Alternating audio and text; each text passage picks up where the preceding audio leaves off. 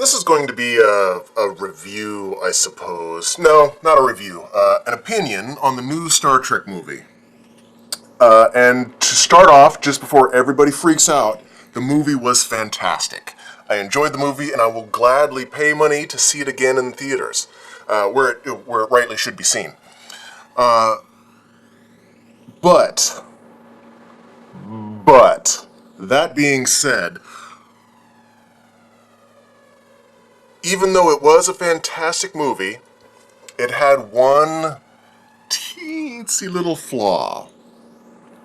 And it doesn't quite ruin it for me, but it's close. The problem I saw was in the amount of time the mining craft was in hiding. I have only seen it once, so I could be mistaken by this. And if I am wrong, I fully expect to be told so.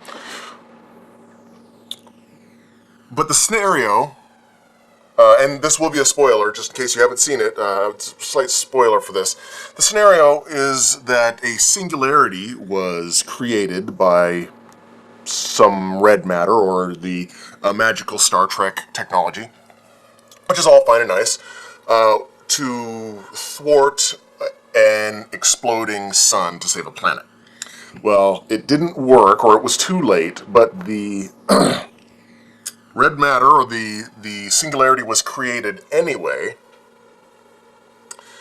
and a mining vessel got sucked in, and Spock's vessel got sucked in as well. I guess there's two problems. Here's the first one. First problem, the mining vessel went through the singularity. I know you can't really go through a black hole, but in Star Trek technology, it's possible to go back in time when you... whatever. But the mining vessel went through the singularity, and that's when it met Captain Kirk's father and destroyed his vessel and killed him and changed time. We flash forward from that point 25 years. Here's the second problem. Or the first problem, it flash forward to 25 years.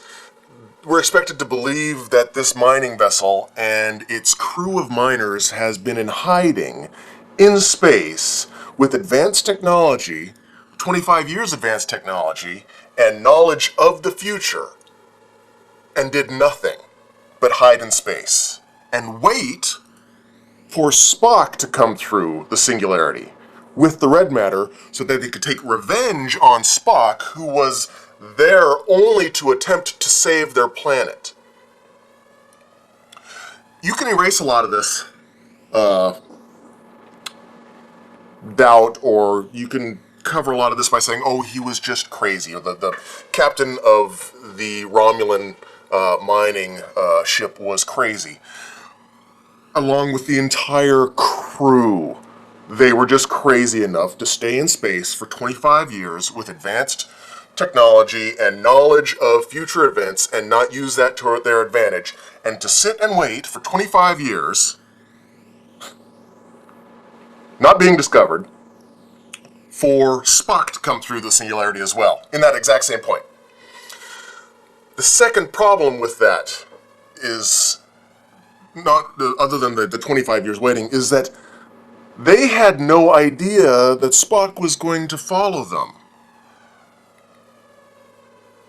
They went through a singularity back in time. That's all they knew. They had no reason to wait and hide for 25 years to get Spock and capture the magic technology that they didn't even really know about.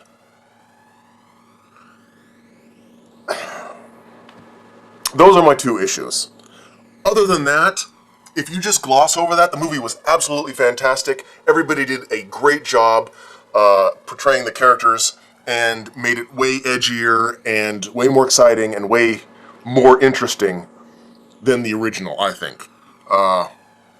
maybe not as deep or not as educational socially as the original, but very exciting to watch, very Hollywood. And I do hope and I will enjoy seeing more of this. But if you're going to spend millions of dollars on a script and special effects and storyline, I personally would have spent a little more time making sure some of those far-fetched loopholes were at least more obscured than they did.